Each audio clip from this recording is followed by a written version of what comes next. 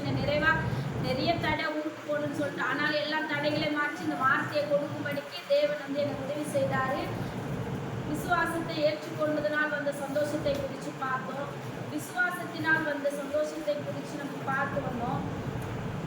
அது மாத்திரம் இல்லை, இந்த நாளில கூட வந்து பார்த்தீங்கன்னா வந்து உபத்திரவத்தின் மத்தியில சந்தோஷம்.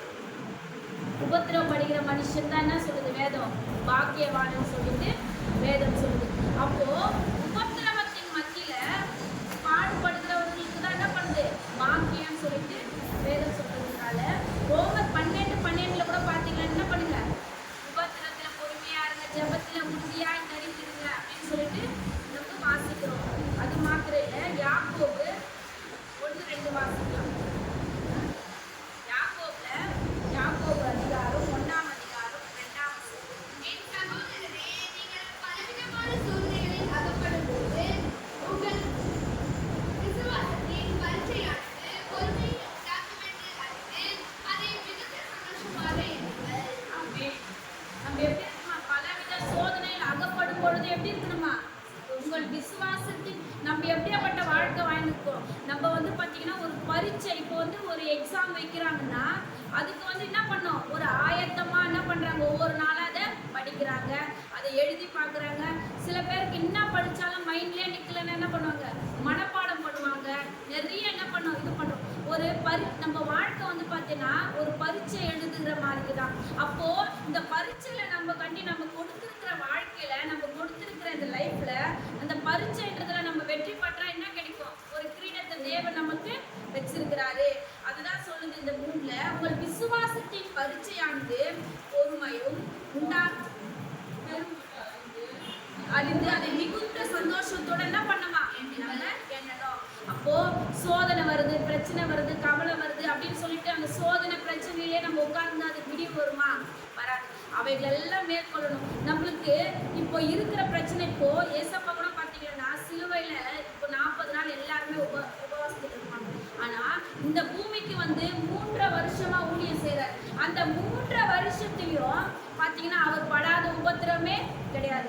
ஆனா அவர் யாருக்குன்னா தீமை செய்தாரா, செய்யவே இல்லை. ஆனா நிறைய உபத்திரவங்கள் தான், நிறைய பாடுகள் தான், பிரச்சனைகள் தான். ஆனாலும் அவைகளை ஜெயிச்சு என்ன பண்ணாரு, எல்லாவற்றும் ஜெயிக்க அவருக்கு என்ன பண்ணாரு, ஆவியானவர் என்ன பண்ணார், பலமா இருந்து அவரை வழி நடத்தினார். அவர் வந்து ஒரு தெய்வம்னு எங்கமே அதுல என்ன பண்ணல, சுயமா வெளிப்படுத்தவே இல்லை.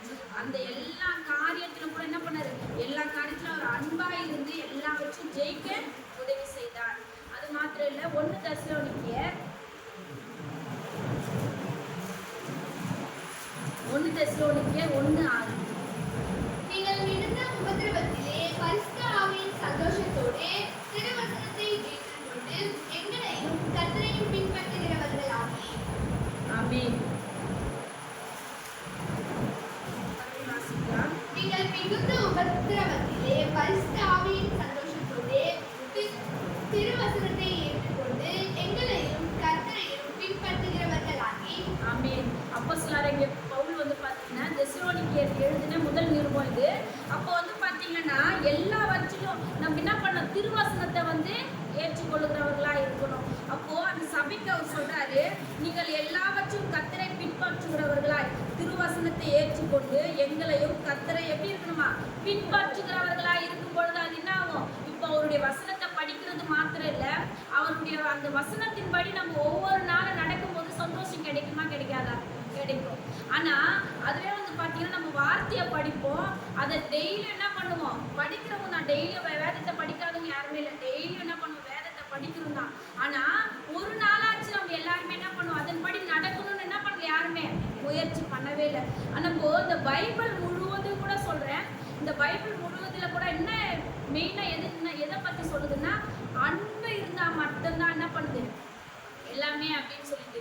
ஒரு நம்ம இன்னும் உபத்திரவத்தில் இருந்தாலும் அன்பான ஒரு வார்த்தை பேசும்போது நமக்கு எல்லாமே மாறி போகும். அப்போ இந்த வேதத்தை முழுவதும் நம்ம தீர்க்க தரிசனமானாலும், நம்ம அநேக வரங்களை உடையவர்களா இருந்தாலும், பைபிள் என்ன பண்ணலாம், கரைச்சி குடிக்கிறவர்களா இருந்தாலும், எதுவாக இருக்கட்டும், அன்பு நம்மளுக்கு இல்லைன்னா எப்படி இருக்கிறோம், ஒண்ணுமே இல்லாம இருக்கிறோம். அப்போ நம்ம வேதத்தை படிக்கிறோம், அன்பா இருக்கணும், தாழ்மையா இருக்கணும், எல்லாமே இருக்கணும்னு சொல்லிட்டு. ஆனா நம்ம படிக்கிறவன் தவிர அதை நம்ம காது விசுவாசத்துல ஏத்துக்கிறோம். எல்லாமே என்ன பண்றோம், இந்த விதைகளை குறித்து கூட ஏசப்பா சொல்லியிருப்பாரு. அப்போ எல்லா விதைகளும் என்ன பண்ணுது, நல்ல விதையில விதைத்தது தான் என்ன பண்ணுது 100, 30, 60மா பலன் தருது. நம்ம அப்படி விதைக்கப்படுகிறவர்களா இந்த நாளில் பார்க்குறோம். நம்ம 20 வருஷம் கிறிஸ்துவர்கள், 40 வருஷம் கிறிஸ்துவர்கள் என்ன இருந்தாலும் கடவுளுடைய வருகையில எடுத்துக்கொள்ளப்படுகிற பொழுதுதான் பார்த்தீங்கன்னா அந்த மகிமையை காணதான் இந்த உபத்திரவங்கள், பிரச்சனைகள், பாடுகள். ஆனா நம்ம எல்லாமே உபத்திரம் வந்தா சோர்ந்து போயிடும், பிரச்சனை வந்தா சோர்ந்து போயிடும், கடன் பிரச்சனை வந்தா சோர்ந்து போயிடும். யோபுவின் வாழ்க்கையில நடக்காதுதான் நம்ம வாழ்க்கையில நடக்குது. சொல்லுங்க பார்க்கலாம். இப்போ யோபுவே பார்க்குறோம், எல்லாமே இழந்துட்டாரு, மனைவியும் தூசிச்சுட்டா, எல்லாமே இழந்த சூழ்நிலை கூட அவங்க எப்படி இருக்கிறாரு, எல்லா உபத்திரவத்தை தாங்கி என்ன பண்றாரு, தேவனிடத்துல என்ன பண்றாரு, ரெட்டிப்பான நன்மையை பெறுகிற வரைக்கும், அவர் கொடுக்குற வரைக்கும் என்ன பண்ணாரு, அவர் தேவனை வந்து யோசிக்கவே இல்லை. அவருடைய வாயில என்ன பண்ணல, எதுவுமே வராம தேவனை மாத்திரம் அவர் சார்ந்து உபத்திரவத்தை பொறுமையா சகித்து என்ன பண்றாரு, வெற்றி செஞ்சார். அது போல நம்ம வந்து நிறைய உபத்திரவங்கள், பாடுகள் மத்தியில நம்ம எப்படி இருக்கணும், உபத்திரவங்கள் மத்தியில பொறுமையா இருந்தா என்ன பண்ணணும், ஜெயத்தை நம்ம பெறுவோம். அது மாத்திரம் இல்ல, அப்போஸ்தலர்கள் 5:40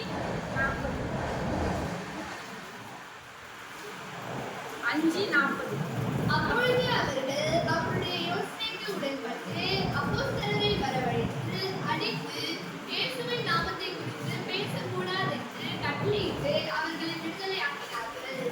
ஆமென். இந்த காரியம் வந்து பாத்தீங்கன்னா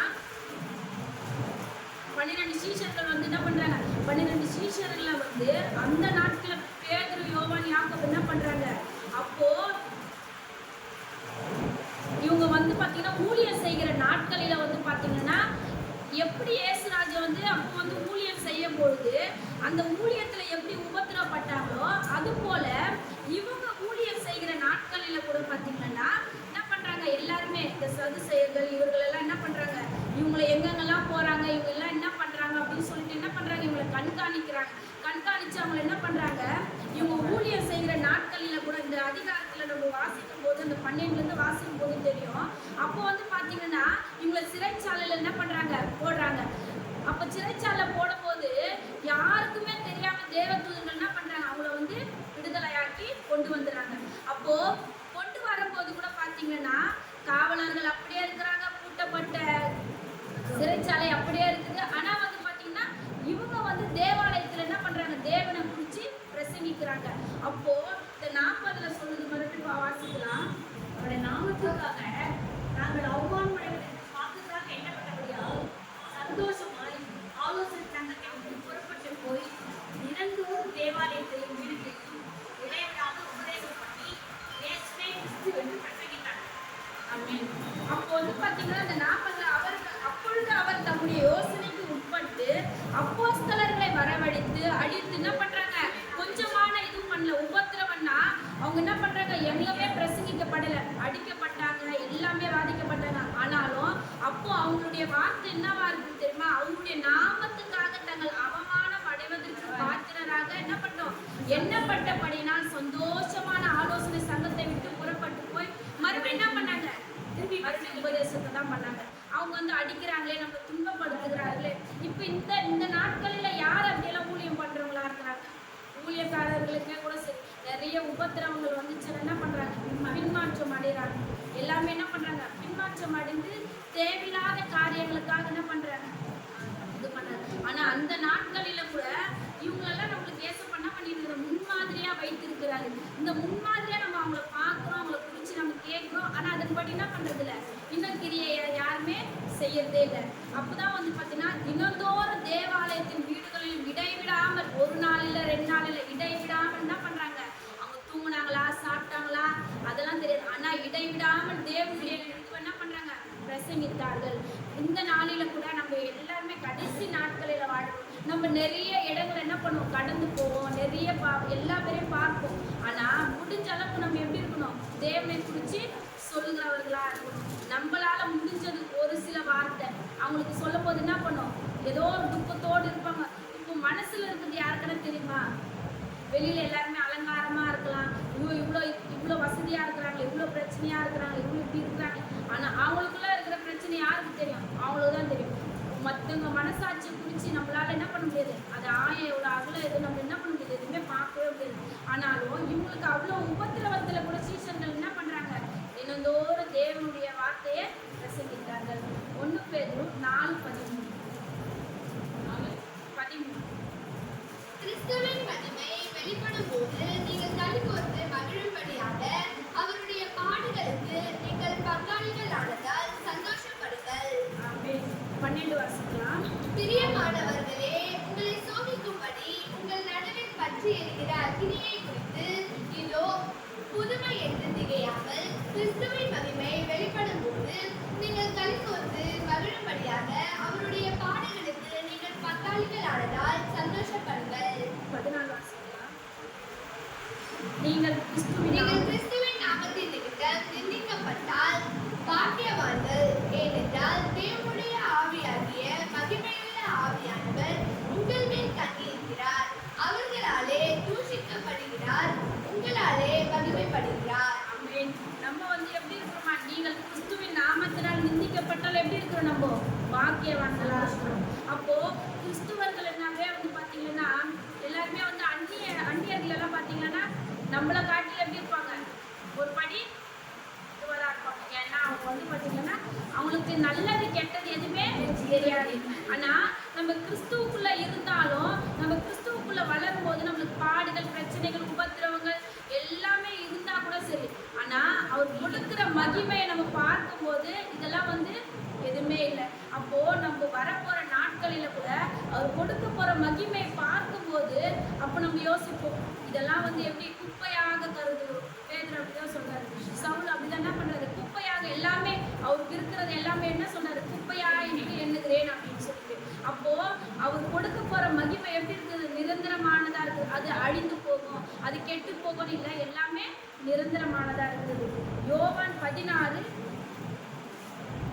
21 22.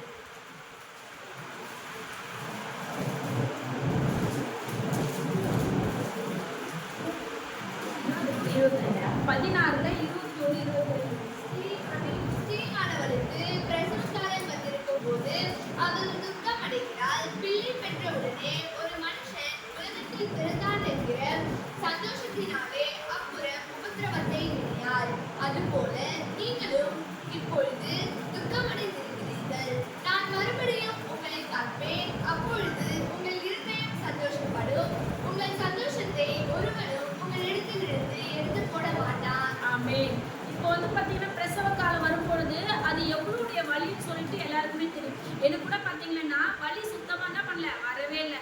நான் எனக்கு வந்து கிட்டத்தட்ட 2 டேட் கொடுத்தாங்க. அந்த 2 டேட்லையும் வந்து பாத்தீங்கன்னா எனக்கு வந்து டெலிவரி ஆகவே இல்லை.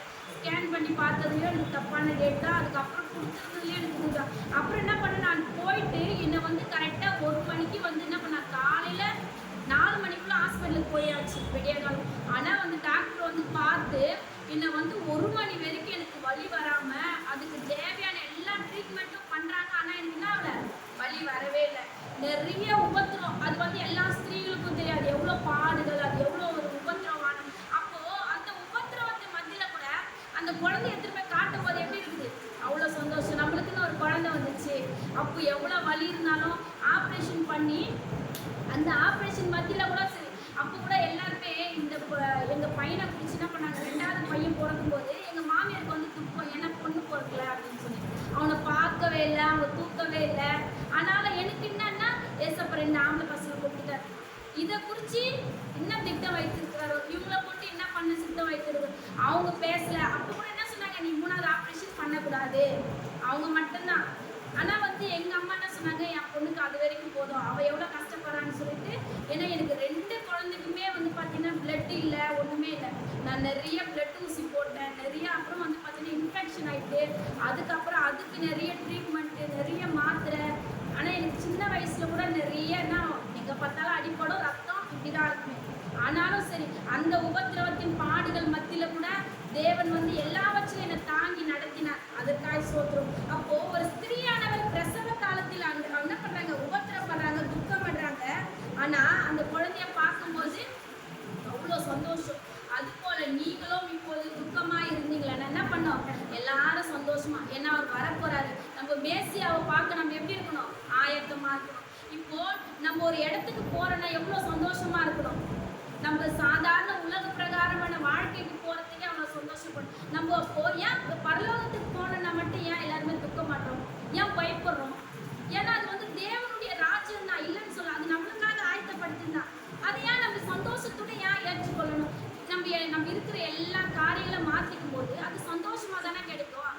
நிறைய பிள்ளை ஏசப்பா வரப்போறாருன்னா என்ன பண்றாங்க, நிறைய பேர் பயப்படுறாங்க.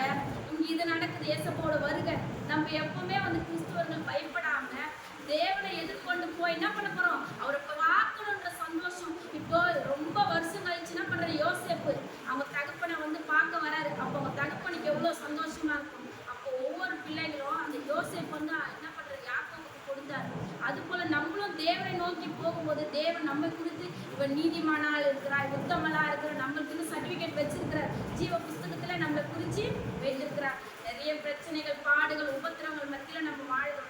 ஆனால் அவைகள் எல்லாம் மேற்கொண்டு ஜெயம் எடுத்து அந்த பரலோக ராஜ்யத்தை சேர்க்க நம்ம ஆயத்தம் உள்ளவர்களா இருப்போம். தேவன் இந்த மாதம் முழுவதும் இந்த வார்த்தைகளை கொண்டு என்னை பேச வைத்ததற்காய்